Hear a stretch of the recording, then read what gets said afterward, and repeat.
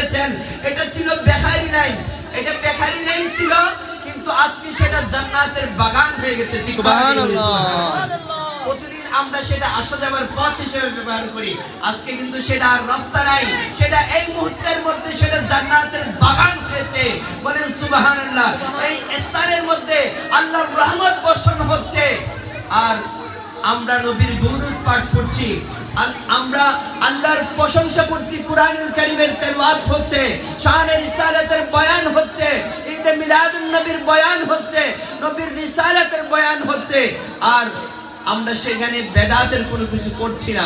যারা ঈদে মিলাদুন নবীকে বেদাত মনে করে, তাদের ধারণাটা, তাদের চিন্তাধারা ভুল রয়েছে, তারা এখনো পরিপূর্ণ মুসলমান হতে পারে নাই।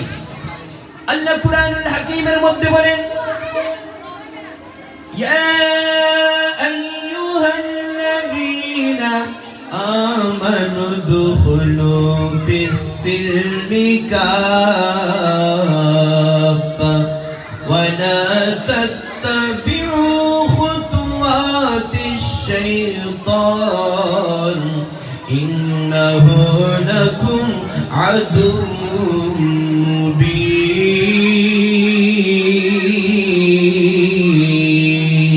আল্লাহু আকবার। আল্লাহ তাবারক ওয়া তাআলা ঈমানদারদেরকে উদ্দেশ্য করে বললেন, হে ঈমানদারগণ, তোমরা পরিপূর্ণভাবে ইসলামের মধ্যে দাখিল হও, তোমরা পরিপূর্ণভাবে ইসলামের মধ্যে প্রবেশ করো, শয়তানের পদাঙ্গকে, রাস্তাকে অনুসরণ করো না। নিশ্চয় নিশ্চয় শয়তান তোমাদের প্রকাশ্য শত্রু।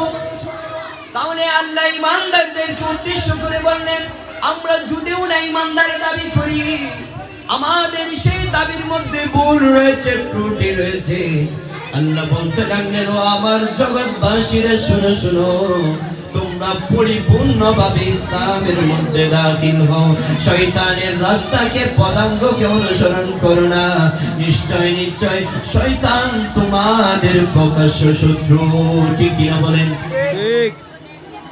অনেক আয়াতে কারিমা এসেছে, وَمِنَ النَّاسِ مَن يَقُولُ آمَنَّا بِاللَّهِ وَبِالْيَوْمِ الْآخِرِ وَمَا هُمْ بِمُؤْمِنِينَ